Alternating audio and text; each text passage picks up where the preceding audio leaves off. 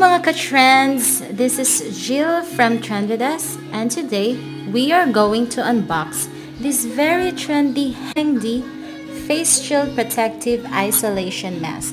And also, I'm gonna show you how to install its protective film to its frame. So, tada! So this Heng Face Shield Protective Isolation Mask is anti-spray, for anti-fogging, for anti-smoke, oil splash proof, anti-exhaust, and windproof sand. And also is very trendy and comfy to wear, and at the same time it will give you extra protection.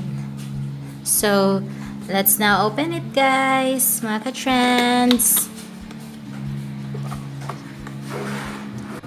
So you can see here the frame. Yan.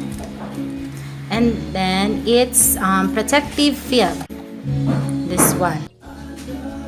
So first is we're gonna remove this frame to its plastic. So, and also, as you can see, it's not that very clear because this protective film has a cover, or there's a film on both sides. So we're gonna peel it off.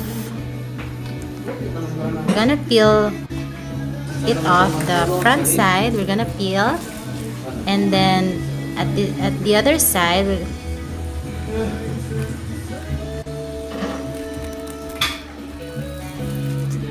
that.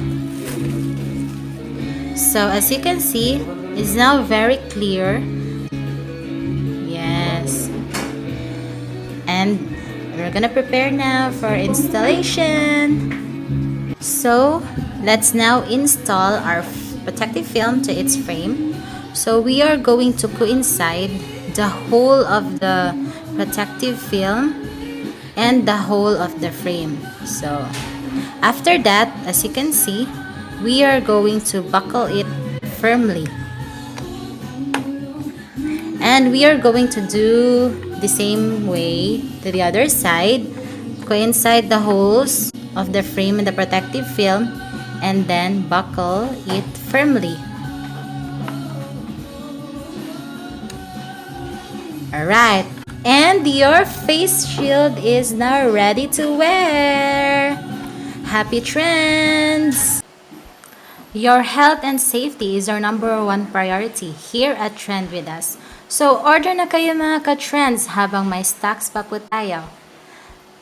Bye!